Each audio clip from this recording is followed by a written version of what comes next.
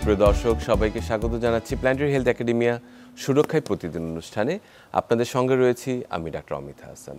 আমরা জানি যে বর্তমান সময়ে ডেঙ্গু আবারও চোখ রাঙাচ্ছে। আমরা সাম্প্রতিক যে তথ্যগুলো পেয়েছি তাতে ঢাকার, বিশেষ করে ঢাকার বিভিন্ন হাসপাতালে ডেঙ্গু রোগীর সংখ্যা বাড়ছে এবং বেশ কিছু মৃত্যুর হারও কিন্তু বাড়ছে। গত বছরের অভিজ্ঞতা থেকে আমরা যেটা দেখতে পেয়েছি, ডেঙ্গু ব্যাপক হারে ছড়িয়ে পড়েছিল এবং ডেঙ্গুর যে ধারাবাহিক যে প্রক্রিয়া বা তার যে সিমটমগুলো ছিল সেগুলো আমরা পরিবর্তিত রূপে দেখতে পেয়েছি এবং মানুষকে সচেতন করার জন্য আমরা বিভিন্ন রকমভাবে সেই অনুষ্ঠানগুলো প্রচার করেছি। কিন্তু এ বছরের শুরুতে বর্ষা এখনও মাত্র সমাগত হলো, কিন্তু তার যে প্রভাবটি, বর্ষা পরবর্তী ডেঙ্গুর যে সিজনটি, সেটি কিন্তু অলরেডি শুরু হয়ে গেছে। কাজে সতর্ক হওয়ার এখনই সময় এবং সবচেয়ে বড় কথা হচ্ছে ডেঙ্গু প্রতিরোধের এখনই সময়। এই সবগুলো বিষয় নিয়ে আমরা আজকে কথা বলতে চাই এবং এই কথা বলার জন্য আমাদের সঙ্গে আজকে স্টুডিওতে উপস্থিত রয়েছেন doctor HM. Nazmul Hasan, medicine বিশেষজ্ঞ, সহযোগী অধ্যাপক, মেডিসিন বিভাগ, শহীদ সোহরাওয়ার্দী মেডিকেল কলেজ হাসপাতাল। ডাক্তার নাজমুল, আপনাকে স্বাগত আমাদের অনুষ্ঠানে। স্বাগত। একই সঙ্গে আমাদের সঙ্গে অনলাইনে যুক্ত রয়েছেন ডক্টর মোহাম্মদ মোর্শেদ, ক্লিনিক্যাল অণুজীব বিজ্ঞানী, programme head, zoonotic disease and emerging pathogen, British Columbia Centre for Disease Control, clinical professor, pathology and laboratory medicine, University of British Columbia, Canada, fellow, Bangladesh Academy of Sciences. Doctor Mohammad Morshed, আপনাকে স্বাগত আমাদের অনুষ্ঠানে। ধন্যবাদ আপনাদের সকলকে আমাকে ইনভাইট করার জন্য। Thank you. জি, ডাক্তার নাজমুল, আপনার কাছ থেকে সরাসরি সূচনা করতে পারি। এই বছরে বলা যায় যে ডেঙ্গুর আজকের এই প্রথম আমাদের এই সতর্কতামূলক বা প্রতিরোধমূলক যে অনুষ্ঠানটি, সেখানে যে বিষয়টি আলোচনায় এসেছে যে আমরা পত্রপত্রিকায় এবং বিভিন্ন মিডিয়ায় আমরা দেখতে পেয়েছি যে ডেঙ্গু রোগীর সংখ্যা বাড়ছে, বিশেষ করে ঢাকার হাসপাতালগুলোতে। গত বছর অভিজ্ঞতা থেকে সেই অভিজ্ঞতাটি কিন্তু মোটেও সুখকর ছিল না। ডেঙ্গুর প্যাটার্ন চেঞ্জ হয়েছে, তার মিউটেশন হয়েছে এবং মানুষ অল্প সময়েই খারাপ হয়ে গিয়েছিল এবং অনেক রোগী মারা গিয়েছে। এবারের পার্সপেক্টিভটি কি? এবারের এই যে শুরুতেই আমরা দেখতে পাচ্ছি যে চিত্রটি, বর্তমানে ডেঙ্গুর বর্তমান চিত্রটির কি অবস্থা আপনি মনে করছেন? ধন্যবাদ। দেখেন, ডেঙ্গি আমরা গত 2 মাস থেকে দেখছি ডেঙ্গির সংখ্যা কিন্তু আবার বাড়ছে। আক্রান্ত সংখ্যা এবং হসপিটালে ভর্তির সংখ্যা এবং একই সাথে মৃত্যুর সংখ্যা, তিনটাই কিন্তু বাড়ছে। কিন্তু তো আমাদের দেখা গেল যে এই মাসেই আগস্টে প্রায় 3,500 ডেঙ্গু রোগী আমাদের বিভিন্ন হাসপাতালে ভর্তি হয়েছেন বা আক্রান্ত হয়েছেন এবং এর মধ্যে প্রায় 18 জন অলরেডি কিন্তু মারা গিয়েছেন, কিন্তু যেটা গত মাসে ছিল প্রায় 2,500 এবং ডেথ রেট ছিল প্রায় 12 জন আর কি। তো এই গত 2 মাস থেকে আমরা দেখতেছি এটা কিন্তু আস্তে আস্তে কিন্তু বাড়ছে, সব কিছুই কিন্তু বাড়ছে। এখন দেখেন, কয়েকটা জিনিস আমরা এখন যে হাসপাতালে ভর্তি হচ্ছে, এখন অলরেডি আমাদের মুগদা হাসপাতালে প্রায় 100 জন রোগী ভর্তি, আমাদের সোহরাওয়ার্দীতে প্রায় 20 জন রোগী ভর্তি, ঢাকা মেডিকেলে প্রায় 60 থেকে 80 জন রোগী ভর্তি আছে কিন্তু এখন। এবং আমাদের ডেথ রেটটাও কিন্তু এখন বেশি। এই কারণটা হচ্ছে আমরা যেটা দেখতে পাচ্ছি যে রোগীগুলো আমাদের কাছে এখন হসপিটালে ভর্তি হচ্ছে, বেশিরভাগ রোগীগুলো কিন্তু আমরা পাচ্ছি শখের রোগী। একদম শক মানে হচ্ছে অলরেডি একটা ডেঙ্গু পেশেন্টের যখন আমরা বলি যে জ্বর কমে যায় এবং যে পেশেন্টগুলো খারাপ হয়, আমরা এটা বলি তাদেরকে ক্রিটিক্যাল ফেজে চলে যায় এবং ক্রিটিক্যাল ফেজে শুরু হওয়ার 24 ঘন্টা পরে কিন্তু শকটা হয়। তার মানে আমাদের কাছে যে রোগীগুলো আসছে সেগুলো কিন্তু অলরেডি 24 ঘন্টা পার হওয়ার পরে আসতেছে। তো আমরা আসলে এই ধরনের রোগী চাই না, কারণ যখন এই ধরনের রোগীগুলো আমাদের কাছে আসে তখন অনেক ক্ষেত্রে দেখা যায় যে আমাদের ম্যানেজমেন্ট দেওয়ার পরেও কিন্তু রোগীর ডেথ রেট কিন্তু আমাদের অনেক সময় বেশি থাকে। তো সেই জন্য আমরা যে কথাটা বলছি যে আপনাদের একটা জায়গায় সচেতনতা, যে আপনারা একটু আর্লি চলে আসবেন, আর্লি ভর্তি যেটা বলছি। তো আর্লি আপনারা কখন ভর্তি হবেন সেটা আমার মনে হয় যে আমাদের দর্শকদের জানা উচিত। ডেঙ্গি সাধারণত যেটা হয়, এখন যে ডেঙ্গিগুলো পাচ্ছি আমরা, এগুলো বেশিরভাগই কিন্তু সেকেন্ডারি ডেঙ্গি। আপনি জানেন যে 2000 সাল থেকে অনেকবার এক্সপোজার হয়ে যারা আসতেছে। তো সেকেন্ডারি ডেঙ্গির ক্ষেত্রে আমরা বলি যে most of the patient are symptomatic. Primary ক্ষেত্রে যেটা দেখা গিয়েছিল 90% রোগী ছিল অ্যাসিমটোমেটিক, 10% সিমটোমেটিক। এখানে রিভার্স, 90% সিমটোমেটিক, 10% হচ্ছে অ্যাসিমটোমেটিক। তাহলে আমাদের কাছে যখন একটা ডেঙ্গু রোগে আক্রান্ত হয়, আমরা এখন বলি আপনি জাস্ট ডে 3 থেকে ইউ শুড বি অ্যালার্ট, এবং বোথ পেশেন্ট এবং ডক্টর দুইজনকে কিন্তু অ্যালার্ট থাকতে হবে। পেশেন্ট কি অ্যালার্ট থাকবে এবং ডক্টর কি অ্যালার্ট থাকবে। পেশেন্টের ব্যাপারটা হচ্ছে আমরা যেটা বলি, সে যখন বাড়িতে থাকবে, থাকাকালীন অবস্থায় যদি আমরা সবসময় বলি ওয়ার্নিং সাইন, আমরা এই জায়গাটাতে গুরুত্ব দিচ্ছি। যদি আমরা ওয়ার্নিং সাইন মানি হচ্ছে এই রোগীগুলো খারাপ হয়ে যাবে, এইটাই হচ্ছে ওয়ার্নিং সাইন, এইটা হলো আমাদের সতর্কতামূলক এই জায়গাটা। এই ওয়ার্নিং সাইনগুলো আমাদের পেশেন্টকে বুঝতে হবে। যেমন যদি বারবার বমি করে, যে কোনো শরীরে রক্তক্ষরণ হয়, প্রস্রাবের পরিমাণ কমে যায়, শ্বাসকষ্ট হয়, শরীর অস্বাভাবিক ঠান্ডা হয়ে যায়, এবং এমন হয় যে রোগী অনেক সময় দেখা যায় যে ডিসওরিয়েন্টেশন হয়, যেটাকে আমরা বলি সে সময়, স্থান, কাল, পাত্র এগুলো সম্বন্ধে সে বলতে পারে না। এবং অনেক সময় এমন হয় পেশেন্ট যখন বসা থেকে দাঁড়ায় মাথা চক্কর দেয়। এবং আরেকটা জিনিস, রোগী যখন জ্বর কমে যায় তখন যদি রোগীর অবস্থা আরও খারাপ হয়ে যায়, এগুলোকে আমরা বলি ওয়ার্নিং সাইন। জি, এই বিষয়টা নিয়ে আমি আসবো, মানে বিশেষ করে ডেঙ্গুর যে এবারের যে সিমটমগুলো বা সাইনগুলো গতবারের সাথে এটা বিষয়টা আপনার কাছে আসবো। তার আগে আমি ডক্টর মোহাম্মদ মোর্শেদ আপনার কাছে একটু আসতে চাই। সেটি হচ্ছে যে এই ডেঙ্গুর এই বিষয়টি আমরা প্রতিবারই দেখেছি, যখন হসপিটালে রোগীর সংখ্যা বেড়ে যায় অথবা মৃত্যুগুলো যখন বেড়ে যায়, মৃত্যুর সংখ্যা বেড়ে যায়, তখনই সবার এক ধরনের সচেতনতা তৈরি হয় যে না, এখনই কিছু একটা করতে হবে। কিন্তু যখনই সেটি আবার স্বাভাবিক পর্যায়ে চলে আসে তখন আমরা এটা আবার ভুলে যাই। এখন দেখা যাচ্ছে যে দেশের এই পরিবর্তিত পরিস্থিতি সংস্কারের একটি পর্যায়ে সময় চলছে। আমাদের একটু অন্তর্বর্তীকালীন সরকারের তত্ত্বাবধানে সব বিষয়ে সংস্কার চলছে, স্বাস্থ্য বিষয়েও নিশ্চয়ই সংস্কার জরুরি। তো সেই বিষয়টা ডেঙ্গুর ক্ষেত্রে আমি বলতে চাই যে আসলে এই সমগ্র বছরব্যাপী যে কার্যক্রমটি আসলে আমাদের থাকা দরকার, সেটির বিষয়ে আসলে আপনি কি বলবেন? যে শুধুমাত্র সিজনাল পয়েন্টে আমরা কাজ করছি, সমগ্র বছর চুপ করে বসে থাকছি, এই বিষয়টিকে কিভাবে দেখছেন? Thank you. এটা খুবই অতি প্রয়োজনীয় এবং সুন্দর একটা প্রশ্ন। তো এই ব্যাপারে বলতে হয় কি যে ডেঙ্গু ভাইরাসটা কি এবং ডেঙ্গু ইনফেকশনটা কি, এটা আমাদের একটু বেসিক জানতে হবে। এটা একটা মশাবাহিত রোগ, যেটাকে আমরা ভেক্টর বলি। মশাটা ভেক্টর, এই মশার মাধ্যম দিয়ে মানুষের শরীরে প্রবেশ করে।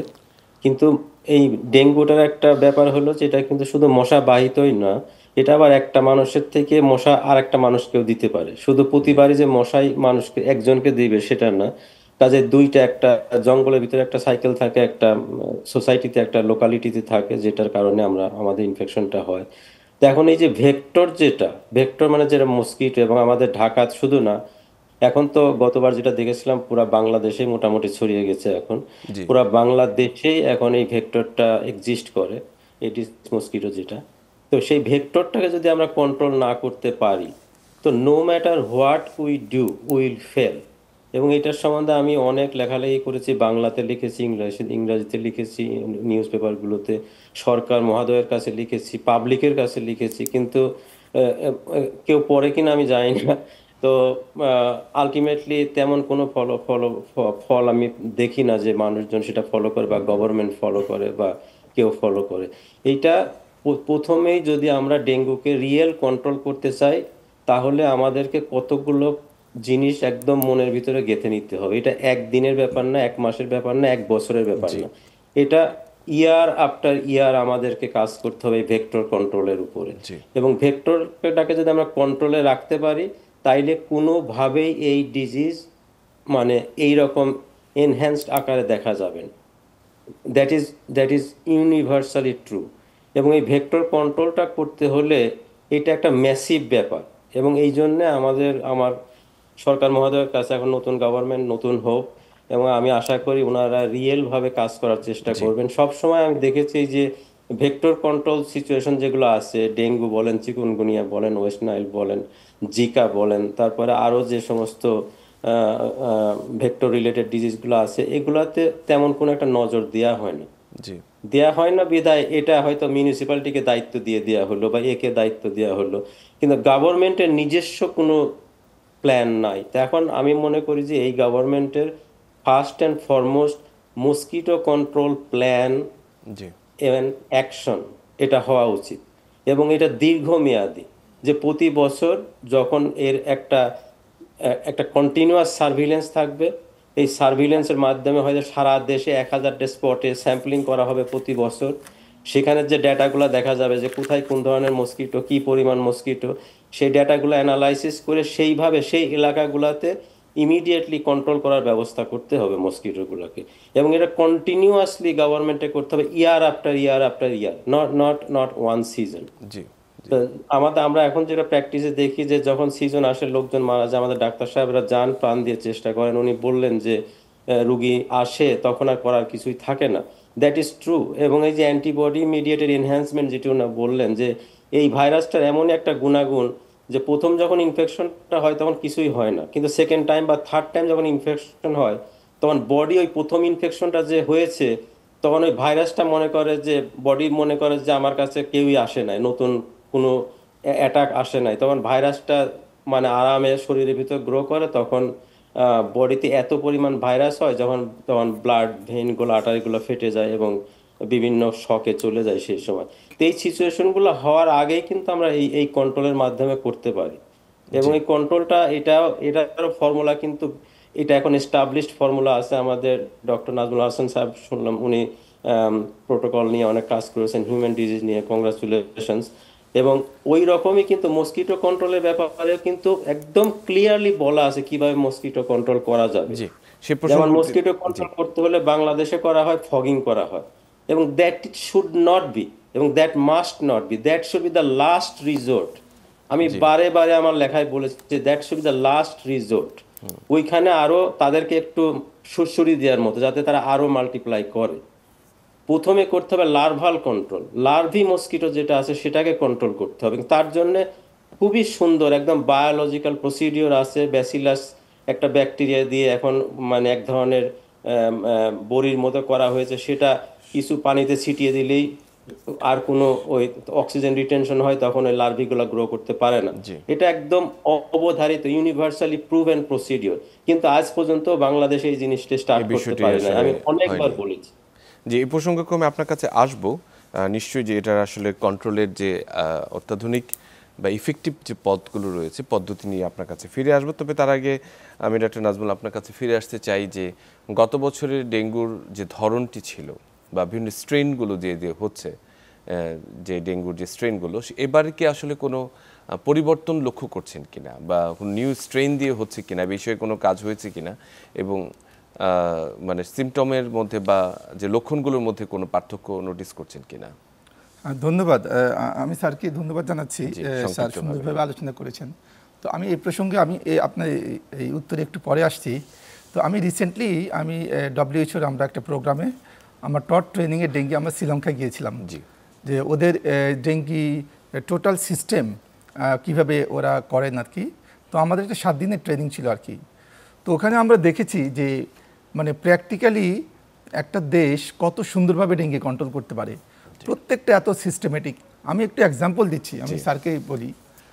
যখন প্রথমে একটা ডেঙ্গি কোনো একটা ডিটেকশন হয়, ওইটার সাথে সাথে ওরা কিন্তু দুইটা সিস্টেম খুব ভালো কাজ করে, পাবলিক হেলথ এবং আরেকটা হচ্ছে কিউরেটিভ, দুইটা সাইড। কিন্তু একটা পেশেন্ট ডিটেকশন হওয়ার সাথে সাথে ওটা সেন্ট্রালি পাবলিক হেলথ চলে যায়। কিন্তু ওরা কিন্তু ওদের অনলাইনে একটা সিস্টেম আছে, ওরা ওখানে চলে যাওয়ার পরই কিন্তু ওরা 72 ঘন্টার মধ্যে ওরা একটা টিম পাঠায় ওই বাড়িতে।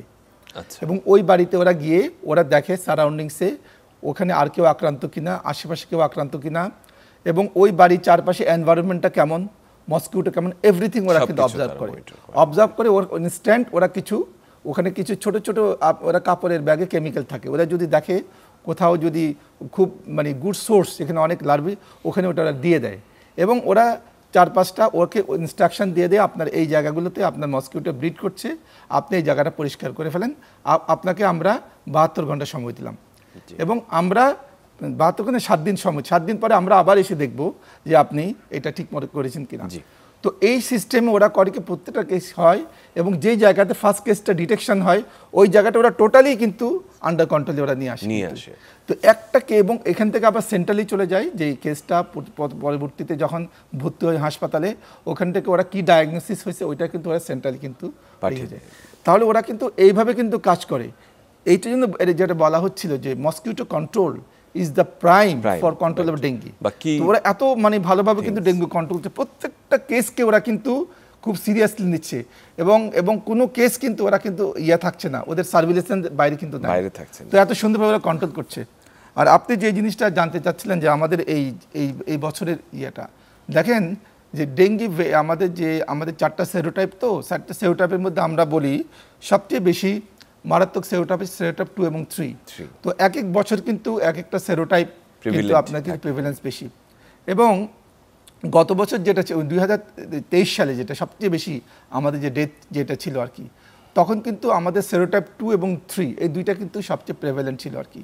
এবং এই মধ্যে সেরোটাইপ 2 ছিল সবচেয়ে বেশি, বলা হয় মোর দেন 80% ছিল সেরোটাইপ 2 আর সেরোটাইপ 3। এই বলা হয় এই দুইটাই কিন্তু সবচেয়ে বেশি আমাদের সবচেয়ে বেশি এটা ফ্যাটালিটি কিন্তু এই দুইটাতে বেশি। এখন দেখেন সেরোটাইপ 2 কিন্তু আগেও ছিল, তখন কোনো বছর এত ফ্যাটালিটি ছিল না। এবং এখন বলা হচ্ছে যে কসমোপলিটন যে আমাদের ভেরিয়েন্টগুলো, একটা পার্টিকুলার সেরোটাইপ যেমন সেরোটাইপ 2-র মধ্যে আরও অনেকগুলো কিন্তু সাব সেরোটাইপ আছে কিন্তু, এবং এই সাব সেরোটাইপগুলো দেখা যাচ্ছে কোনোটা খুব মারাত্মক কনসিকুয়েন্স করতে পারে। এবং এই জন্যই কিন্তু দেখা যাচ্ছে সেম সেরোটাইপ বিগত বছরগুলোতে ছিল, কিন্তু ডেথ রেট যেটা দেখা যাচ্ছে সবচেয়ে বেশি ছিল আমাদের 2023 সালে। তো আমরা এবছর আমরা এখনো জানি না, কারণ আমাদের সেরোটাইপিং করার ব্যবস্থা খুবই কম। আইডিসিআর এবং বঙ্গবন্ধুতে ওরা আরটিপিসিআর এর মাধ্যমে সেরোটাইপিং করা হয় এবং ফ্যাসিলিটিস খুবই লিমিটেড। যদি করা হতো তাহলে হয়তো আমরা বুঝতে পারতাম যে কোন সেরোটাইপটা এখন প্রিভেলেন্ট, কারণ এখন কিন্তু ডেথ রেট কিন্তু বেশি, মানে পেশেন্ট যে পরিমাণ ভর্তি হচ্ছে তার থেকে মৃত্যুর সংখ্যা কিন্তু বেশি এবং সিভিয়ারিটিও বেশি। কিন্তু ডক্টর নাজমুল, আপনার কাছে একটু ফিরে আসি, যে বিষয়টি নিয়ে কথা বলতে চাচ্ছিলাম যে ডেঙ্গুর এবারের বিভিন্ন ভেরিয়েশন নিয়ে আমরা কথা বলেছি, কিন্তু ডেঙ্গুর প্রধান লক্ষণটি হচ্ছে যে লক্ষণগুলো যদি আপনার কাছে জানতে চাই, তার মধ্যে অন্যতম লক্ষণ হচ্ছে জ্বর, শরীর ব্যথা, খাওয়ায় অরুচি, অনেক ক্ষেত্রে মানে যেটা ভাইরাল যে ইয়েগুলো হয় সেগুলো হয়। তো এবারের লক্ষণগুলোর মধ্যে কোনো পার্থক্য গ্রহণ করছেন কিনা বা লক্ষ্য করছেন কিনা? আরেকটি বিষয় হচ্ছে যে জ্বর আসলেই কি বর্তমান সময়ে ডেঙ্গু, আসলে কখন আমাদের পরীক্ষা নিরীক্ষা করানো দরকার, কি পরীক্ষা করা? ধন্যবাদ, আপনি এই সময় অত্যন্ত গুরুত্বপূর্ণ প্রশ্নটি উত্থাপন করেছেন। তো আমরা যেটা বলছি যে আমরা আসলে যখন একটা জ্বরের রোগী আমাদের কাছে আসে, আমরা তাকে কিভাবে ইনিশিয়াল আমরা অ্যাসেস করি। যেমন ডেঙ্গু, আমরা যে ভাইরাস জ্বরগুলোর একটা লক্ষণ হচ্ছে যে ভাইরাস জ্বরটা আসবে এবং খুব সাডেনলি খুব দ্রুত বেড়ে যাবে। যেমন আজকে আপনি দেখেন দুপুরবেলা 100 জ্বর, রাত 12টা দেখবেন 103-4 হয়ে যায়। এবং এই সাথে শরীরে ব্যথা, চোখে ব্যথা, পিঠে ব্যথা, মাংসপেশিতে ব্যথা, কখনো কোনো বমি বমি ভাব এবং কারো ক্ষেত্রে ডায়রিয়া, এগুলো হচ্ছে আমাদের ভাইরাস জ্বরের লক্ষণ। তো ডেঙ্গুর সাথে আমরা অন্য ভাইরাস জ্বরকে আমরা ডিফারেন্সিয়েট করি এভাবে যে সাধারণত ডেঙ্গুতে সর্দি কাশি গলা ব্যথা থাকে না। এখন আমরা 2 ধরনের রোগ পাচ্ছি, আমরা বলি অ্যাকিউট ভাইরাল সিনড্রোম, এর মধ্যে সব ধরনের ভাইরাস জ্বরই চলে আসে। হঠাৎ করে জ্বর আসলো, খুব দ্রুত জ্বরটা বেড়ে গেল, দেখা যায় 24 আওয়ার্সের মধ্যে জ্বরটা 3-4 উঠে যায় এবং তার সাথে শরীর ব্যথা, গায়ে ব্যথা এগুলো থাকে, সব বলে ভাইরাস জ্বর। কিন্তু এই ধরনের রোগী যাদের সর্দি কাশি থাকে না, তাদেরকে আমরা সাধারণত ডেঙ্গু চিন্তা করি আর কি, সন্দেহ করি। তো আমাদের এখন যেটা বলা হচ্ছে যে আমরা যখনই আমরা সন্দেহ করি, তখন কিন্তু আমরা অনেক সময় আমরা চিকিৎসকরা আমরা টর্নিকিউ টেস্ট করি। একটা টর্নিকিউ টেস্ট একটা সহজ, যেটা আমরা এখানে ব্লাড প্রেশারের মেশিন দিয়ে আমরা সিস্টোল এবং ডায়াস্টোলের মাঝখানে রেখে 5 মিনিট রেখে তারপর আমরা দেখি কয়টা স্পট ডেভেলপ, এটা দেখে আর কি। এইটা দেখে আমরা একদম ইনস্ট্যান্ট কিন্তু আমরা অনেক ক্ষেত্রে আমরা ডায়াগনোসিস করতে পারি, এটা আমাদের একটা টুলস। তবে সেক্ষেত্রে যেটা বলছি, আমরা এখন যদি এটা নাও করি আমরা, তাহলে আমরা যে জ্বর, ভাইরাস জ্বর, যাদের সর্দি কাশি নেই, এদেরকে আমরা একদম প্রথম দিনই আমরা বলি পরীক্ষা করে ফেলতে। বেসিক 2-3টা পরীক্ষা, একটা সিবিসি করতে বলি আমরা, আর একটা NS1 করতে বলি। কারণ আমি এটা যত তাড়াতাড়ি করব, কারণ আপনি দেখেন ভাইরাসের যে আমরা অ্যান্টিজেন, এটা কিন্তু জ্বর আসার একদিন আগে চলে আসে ব্লাডে। তাহলে সুতরাং আমি যেদিন জ্বর আসবে ওদিনই কিন্তু আমরা অনেকে ধারণা যে আসলে এই জ্বরটি এবং বলা হচ্ছে যত দ্রুত আপনি করবেন NS1 টেস্ট, বলা হয় প্রথম 3 দিনের মধ্যে যদি করেন NS1 এর আপনার পজিটিভের আপনার পসিবিলিটি অনেক বেশি, কিন্তু এরপরে যদি করেন এটা চান্স কিন্তু কমে যায়। এই জন্য আমরা ডেঙ্গুতে বলছি যে আপনি যত দ্রুত জ্বর আসছে অন্তত এই 2টা টেস্ট করে ফেলেন, তাহলে আমরা কিন্তু ইজিলি মোটামুটি ধরনের 60-70% পেশেন্টকে কিন্তু আমরা কিন্তু ডিটেক্ট করে ফেলতে পারবো।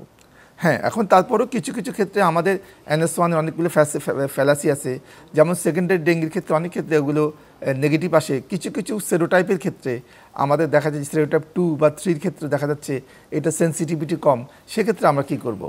সেক্ষেত্রে আমরা যেটা করি যে আমরা যখনই আমরা দেখি যে একটা ভাইরাস জ্বরের রোগী যেটা ডেঙ্গুর সন্দেহের মধ্যে চলে আসে, যাদের সর্দি কাশি নাই, তাদেরকে আমরা বলি ডে 3-তে যেতে অবশ্যই ডাক্তারের সাথে একবার কন্ট্যাক্টে আসে। কারণ এই যে রোগীগুলো আমাদের সেকেন্ডে খারাপ হয়, এরা ডে 3 থেকে ডে 7-এর মধ্যে যে কোনো দিন কিন্তু খারাপ হয়ে যেতে পারে। এবং এর মধ্যে আমরা কিভাবে বুঝি, আমরা ওয়ার্নিং সাইনগুলো খুঁজি তার মধ্যে আছে কিনা, যেমন পেটে ব্যথা, বারবার বমি হওয়া, যে কোনো ধরনের রক্তক্ষরণ হওয়া, প্রস্রাবের পরিমাণ কমে যাওয়া, অস্বাভাবিক আচরণ করা, শ্বাস প্রশ্বাসের রেট বেড়ে যাওয়া, হ্যাঁ, তারপরে এমন ধরনের শরীর অস্বাভাবিক ঠান্ডা হয়ে যায়। ডেঙ্গু রোগী খুব ইম্পর্ট্যান্ট, আমরা যেটা বলি যখন জ্বর কমে যায় ওই মুহূর্তটা খুবই ক্রিটিক্যাল। কারণ জ্বর যখন কমে যায় তখন আমরা 2 ধরনের লক্ষণ পাই, কিছু রোগী খারাপ হয়ে যায় আর কিছু রোগী দেখা যায় ভালো হয়ে যায়। যেই রোগীগুলো জ্বর কমার সময় বা জ্বর কমার প্রথম দিন খারাপ হয়ে যায়, আমরা ধরে নিই এই রোগীগুলো কিন্তু ক্রিটিক্যাল ফেজে ঢুকে গেছে, অর্থাৎ এই রোগীগুলো খারাপ হওয়ার চান্স অনেক বেশি। এবং এই ধরনের রোগীগুলোকে আমরা বলি যে আপনি ইমিডিয়েটলি হাসপাতালে ভর্তি হয়ে যাবেন। এই জিনিসগুলো আমরা আসলে জোর দিচ্ছি, এই ওয়ার্নিং সাইনটা আপনারা মাথায় রাখবেন, ডক্টর এবং সবাই, এবং দ্রুত হাসপাতাল। আরেকটা জিনিস বলি যে সিবিসি যেটা আমরা করি, আমরা তো শুধুমাত্র একটা করব না, ডে 3 থেকে আমরা একটু প্রতিদিন করব। কারণ যখনই সিবিসি 1 লাখের নিচে নামবে, বিশেষ করে প্লাটলেট, তখনই আমাদের অ্যালার্ট হতে হবে এই রোগী কিন্তু আমাদের ক্রিটিক্যাল ফেজে যাওয়ার সম্ভাবনা এবং হেমোরেজিক ডেঙ্গু হওয়ার চান্স তাদের কিন্তু এবং আরটিপিসিবি বা প্যাক্সেল ভলিউম যেটা আমরা আরেকটা হচ্ছে আমরা যখন ট্রিটমেন্ট করি আমাদের ক্ষেত্রে সবচেয়ে গুরুত্বপূর্ণ হচ্ছে ফ্লুইড দেওয়ার ক্ষেত্রে আমাদের প্যাক্সেল ভলিউম পিসিবি করি বা হেমাটোক্রিট, এইটা দেখে দেখে কিন্তু আমরা কিন্তু ফ্লুইডটা অ্যাডজাস্ট করি। আমাদের সবচেয়ে বড় অভাব হচ্ছে আমাদের দেশে আমরা এই হেমাটোক্রিট করতে পারি না, করিয়ে যদি আমরা আজকে একটা দেই এটা আসতে একদিন সময় লাগে। আমার নেইবারিং কান্ট্রিতে ওরা কিন্তু ওয়ার্ডের মধ্যে হেমাটোক্রিট করে মাত্র 10 মিনিট সময়। এই প্রসঙ্গটি আমরা আসবো আপনার কাছে, তবে তার আগে আমি ডক্টর মোহাম্মদ মোর্শেদ আপনার কাছে একটু ফিরে আসতে চাই যে আপনার কাছ থেকে আসলে একটু মানে বলবো সুচিন্তিত মতামত আশা করব যে বর্তমান এই অবস্থায় আমরা যদি নতুনভাবে ডেঙ্গুর জন্য একটি লং টার্ম প্ল্যান প্রিভেনশন তৈরি করতে চাই, প্রিভেনশনের জন্য, তাহলে আসলে আমাদের শুরুটা কিভাবে হওয়া উচিত বা কোন কোন সেক্টর থেকে শুরু করা উচিত? শুরুটা প্রথম থেকে আমাদের করতে হবে কি, যে আমাদের যেমন রিসার্চ অর্গানাইজেশন আছে অলরেডি, আমাদের আইইডিসি আছে যেটা ইনফেকশন ডিজিজ রিসার্চ, তারা অলরেডি তাদের মেশিনারিজ এভরিথিং, সায়েন্টিস্ট এভরিথিং আছে। তাদের একটা যেটা বললাম একটা ভালো সার্ভিলেন্স টিম তৈরি করে কন্টিনিউয়াস সার্ভিলেন্সের একটা ব্যবস্থা করতে হবে, যেটা আমার মনে হয় যে নাজমুল সাহেব এবং আরো যে ডাক্তার সাহেবরা রোগীর সেবা করছেন ওনাদের জন্য হেল্প হবে। ওনারা যদি আর্লি সাইনটা পায়, সিজনের আগেই জানতে পারে যে কোন সেরোটাইপটা এখন ডমিনেন্ট, কোনটা রেসিসিভ, বা গত বছর কোনটা ছিল এবার কোনটা, সেটা একটা ইম্পর্টেন্ট ব্যাপার। তারপরে এই মেসেজগুলা সবাইকে জানাতে হবে যে আমরা এবার এই দেখতে পাচ্ছি এই এরিয়াতে বেশি, এবং যে এরিয়াগুলোতে বেশি সেই এরিয়াতে আমাদের প্রথম, আমি যেটা বলি যে mosquito control everyone's responsibility, not only government's. So as a public আমার কি দায়িত্ব? জি, আমি যেটা করতে পারি যে আমার যেটা আপনি একটু আগে বলছিলেন আমাদের প্রাইভেট আলাপের সময়, একটা চা চামচের সমান যদি পানি কোথাও জমা থাকে, একটা চা চামচের সমান, তাহলেই সেখানে লাখ লাখ মশার জন্ম হতে পারে। সেই জিনিসটা আমাদেরকে মাথায় রাখতে হবে, কারণ মশার যে লাইফ সাইকেল তার ভিতরে কিন্তু একটা বেশিরভাগ সময় জুড়েই তারা কিন্তু পানির ভিতরে বসবাস করে। ডিমটা যখন পারে, ডিমটা ওই পানি না পেলে কিন্তু সে লার্ভা হতে পারে না, এবং লার্ভাটা ম্যাচিউর না হলে অ্যাডাল্ট হতে পারে না। কাজেই ওই স্টেজটাকে যদি আমরা না যেতে দেই, যদি জায়গাটাকে শুকনো রাখি, তাইলে কিন্তু ওই ডিমটা আর কোনোদিনই লার্ভা হতে পারবে না। তো সেইটা মাথায় রেখে আমাদেরকে প্রথমে ক্লিনিং জিনিসটাকে করতে হবে। যেখানে আমাদের বাড়ির আশেপাশে ময়লা জায়গাগুলো থাকলে পরিষ্কার পরিচ্ছন্ন রাখা, যেখানে পানি জমে আছে সেখানে জমতে না দেয়া, যেমন টায়ার, যেমন ভাঙা কলস, জুতা, যাই বলেন, যেখানে পানি জমার সুযোগ সুবিধা আছে এই জিনিসগুলোকে উল্টে দিতে হবে যেখানে পানি জমতে না পারে। সেকেন্ড, আমাদের শহরে যারা থাকি তাদের বাসাগুলোতে মশার নেট দেওয়া যেতে পারে যাতে মশাগুলো না ঢোকে, এবং এই ডেঙ্গুর মশাগুলো সাধারণত দিনের বেলায় কামড়াইলেই বেশি হয়, কিন্তু এখন আমাদের 24 ঘন্টা লাইট চলাতে ঢাকা শহর বা বড় বড় শহরের মশাগুলো already they are use to light, কাজে তার সন্ধ্যায় দিনে সবসময় কামড়াতে পারে, সেটা আমাদেরকে মনে রাখতে হবে। নাম্বার 3, আমরা যারা একটু পয়সা আছে তারা আমরা শখ করে বাসায় ফুল রাখি। এই ফ্লাওয়ার ভাস যেটা, সেটা একটা ডেঞ্জারাস জায়গা। এখানে আমাদের কাজের মেয়েগুলোকে পানি পাল্টাইতে বললেও তারা রেগুলার পাল্টায় না, ওখানে মশার জন্ম হয়। That is the best breeding ground. আর একটা জিনিস হলো বাথরুম। বাথরুম অনেক সময় বাথরুমে পানি জমে থাকে, ওটাকে ঝাড়ু দিয়ে ক্লিন করে ড্রাই করা হয় না। এই যে এই জিনিসগুলো, এগুলো কিন্তু আমার যে প্রাইভেট সিটিজেন আমার দায়িত্ব। এটা কিন্তু গভর্নমেন্ট আমার ঘরে এসে আমার পানি বন্ধ করতে পারবে না, বা আমার ফ্লাওয়ার ভাস গভর্নমেন্ট এসে পরিষ্কার করে দিয়ে যাবে না। That is my responsibility. তারপরেও যদি গবেষণায় দেখা যায় যে আমাদের ধানমন্ডি লেকে বা গুলশান লেকে বা কোনো একটা জায়গাতে বা গ্রামে, কুষ্টিয়া শহরে, আমার শহরের নাম বলেই বলছি, যে জি কুষ্টিয়া জি শহরে দেখা গেল যে অনেক বেশি লার্ভি পাওয়া যাচ্ছে, পাওয়া যাচ্ছে। তাহলে তখন আমাদেরকে লার্ভি কন্ট্রোলের জন্য অ্যাকশন নিতে হবে ইমিডিয়েটলি এবং উইকলি বেসিসে। এই নাজমুল সাহেব যেটা বললেন, উনি সিঙ্গাপুরে যে শ্রীলঙ্কাতে দেখে এসেছেন, যে এই যে একটা কাগজের প্যাকেটে করে দেয়, that is nothing but bacillus thuringiensis tablet. Right. ওইটা দিলেই তখন হয় কি, ওখানে একটা লেয়ার হয়ে যায়, ওই ব্যাকটেরিয়াটা লার্ভাগুলাকে কিল করে ফেলে। তখন ওই লার্ভাগুলো আর মাছি হতে পারে না, মানে মশা মশা হতে তখন আর পারে সে না। পূর্ণাঙ্গ জি জি মশার যে রূপ নিতে এই পারে না। বিষয়টি, জি এই বিষয়টি আমরা শুনলাম, মানে আসলে দারুণ, আমি বলবো যে কার্যকরী একটি পদক্ষেপ নিশ্চয়ই। প্রসঙ্গে ডাক্তার নাজমুলের কাছে চলে আসি, সেটি হচ্ছে যে আসলে ডেঙ্গুর আমরা প্রিভেনশনের বিভিন্ন দিকগুলো নিয়ে আলোচনা করেছি, কিন্তু যেটি হচ্ছে যে এখন চোখের সামনে ঘাড়ের উপরে যে প্রবলেমগুলো এসে পড়ছে, যে রোগীরা, সেই রোগীদের ট্রিটমেন্টের ব্যাপারে আসলে একটা ন্যাশনাল গাইডলাইন রয়েছে এবং আপনি তার সাথে যুক্ত রয়েছেন, এর মাঝে কোনো পরিবর্তন এসেছে কিনা, আসলে এই ডেঙ্গুর ট্রিটমেন্টটি কিভাবে আমরা কন্টিনিউ করব? ধন্যবাদ। খুব গুরুত্বপূর্ণ আপনি ইস্যু নিয়ে আসলে আমরা আলোচনা করছি। তো আমরা ট্রিটমেন্টের ব্যাপারে যেটা বলছি, প্রথমত আমরা ট্রিটমেন্টটাকে দুইটা ভাগে ভাগ করি। একটা হলো বাসায় ট্রিটমেন্ট, আর একটা বলি আমরা হসপিটাল ট্রিটমেন্ট। বাসায় ট্রিটমেন্টটা আমরা যারা পেশেন্ট তাদের জন্য আমরা এটা অ্যাডভাইসটা দিই। আমরা যখন আমাদের কাছে আসে সাসপেক্টেড ডেঙ্গি, আমরা তাকে একটা কাগজে আমরা লিখে দিই নিয়মকানুনগুলো, যে আপনি পর্যাপ্ত বিশ্রাম নেবেন এবং আপনি পর্যাপ্ত পরিমাণে তরল জাতীয় খাবার খাবেন এই জায়গাটি, এবং এই হিসাবটা হচ্ছে আমরা সাধারণত 1.5 to 2 ml per KG per hour. আচ্ছা, তাহলে আমি যদি ধরি এই জন্য এইটা হিসাবে মোটামুটি 2.5 থেকে 3 লিটার ফ্লুইড হয় একদিন অ্যাডাল্ট যদি হয়। অ্যাডাল্ট, এটা খুব জরুরি। এটা আপনি বাচ্চা থেকে শুধু সবার জন্য এটা আসলে এটা নিয়ে কথা আছে যে কি ধরনের ফ্লুইড খাবেন, কি ধরনের ফ্লুইড খাবে সেটাই আমরা বলি। লবণ সমৃদ্ধ এবং পুষ্টি সমৃদ্ধ ফ্লুইড, এর মধ্যে আপনার ওট স্যালাইন, তারপরে আপনার ওই যে ফলের জুস, সাগু, বার্লি এবং আমরা বলি ভাতের মার, হ্যাঁ, তারপরে যেগুলোতে তারপরে গ্লুকোজ, এই জাতীয়গুলো এনকারেজ করি আমরা। প্লেন ওয়াটারের চেয়ে আমরা এগুলো খেতে বলি আর কি, এবং তরল এবং পুষ্টি এবং লবণ সমৃদ্ধ খাবার। আর এছাড়া আমরা জ্বরের জন্য আমরা বলি প্যারাসিটামলটা নেওয়ার জন্য। প্যারাসিটামলটা আমরা বড়দের জন্য 2টা করে 6 ঘন্টা পর নিতে পারে, আর বাচ্চাদের জন্য 60 মিলিগ্রাম পার কেজি পারে। আমি এটা নিয়ে যাচ্ছি না। ইম্পর্টেন্ট যেটা হচ্ছে যে আমরা অনেক দেখা যাচ্ছে প্যারাসিটামল খাওয়ার মাঝখানে জ্বর যায় না, তখন যেটা আমরা করি যে কুসুম গরম পানিতে আমরা শাওয়ার নিয়ে নিতে পারি, অথবা কুসুম গরম পানি দিয়ে গামছা ভিজে গাটা মুছে ফ্যান ছেড়ে দিলে আমাকে চলে যাবে। খুব ইম্পর্টেন্ট হচ্ছে জ্বর থাকাকালীন রোগীকে আমরা মশারির নিচে রাখি, কারণ জ্বর থাকা অবস্থায় তাকে যদি একটা মশা কামড়ায় সেটা এটা ভীষণ গুরুত্বপূর্ণ। এটা খুবই গুরুত্বপূর্ণ। যে এবং শুধু তাই না, জ্বর থাকা অবস্থায় রোগী মশারির ভিতরে থাকবে এবং আমার বাড়ির আশেপাশে ঘরের ভিতরে আসবে যত মসকিউটো ব্রিডিং প্লেস আছে, যেখানে মশা বংশ বিস্তার করে, সেগুলো খুঁজে সেগুলো ধ্বংস করে দিতে হবে। আচ্ছা, আর হসপিটালের বিষয়টা আরেকটা জিনিস, যে আমরা এই বাসায় থাকাকালীন চিকিৎসার সময় কখনো ব্যথানাশক ওষুধ খাওয়া যাবে না, এটা জরুরি। ব্যথানাশক ওষুধ খাওয়া যাবে না, এবং যেগুলো রক্ত ব্লিডিং এর টেন্ডেন্সি বাড়ায়, ইকোস্প্রিন জাতীয় ওষুধ, অ্যাসপিরিন এই জাতীয় ওষুধ খাওয়া যাবে না, আর স্টেরয়েডও নেওয়া যাবে না, এগুলো বাসায়। হসপিটালের ক্ষেত্রে আমরা যেটা বলি, আমাদের দেশে আমাদের হসপিটালে ভর্তি কখন হবে, আমি যেটা বলছিলাম, ডেঞ্জার জার্নিস থাকে এবং কিছু রিস্ক গ্রুপ আছে, যেমন যারা খুবই বাচ্চা, যারা বয়স্ক এবং যাদের অন্যান্য রোগ আছে, এদেরকে আমরা হসপিটালে বলি। হসপিটালে আমরা যারা ক্রিটিক্যাল ফেজে আসে তাদেরকে আমরা ফ্লুইড ক্যালকুলেশন করে ওভাবে ফ্লুইড দেওয়ার চেষ্টা করি। খুব ইম্পর্টেন্ট জিনিস হচ্ছে যে আমাদের সবচেয়ে বড় ড্রব্যাক যেটা, আমরা দুইটা জিনিস করতে পারি না। একটা হচ্ছে পিসিবি যেটা বলি আমরা, হেমাটোক্রিট। কারণ আমরা যখন একটা রুগী যখন প্লাজমা লিকেজ আছে বা শকের রুগী, তাকে আমরা পিসিবি দেখে ফ্লুইড দেই, ব্লাড দেই, এটা পিসিবি দেখে, এটা আমাদের নাই, এইটা আমাকে ইন্ট্রোডিউস করা লাগবে। অসংখ্য ধন্যবাদ। আমি ডক্টর মোহাম্মদ মোর্শেদ আপনার কাছে ফিরে আসি একেবারে শেষ প্রশ্নটি নিয়ে।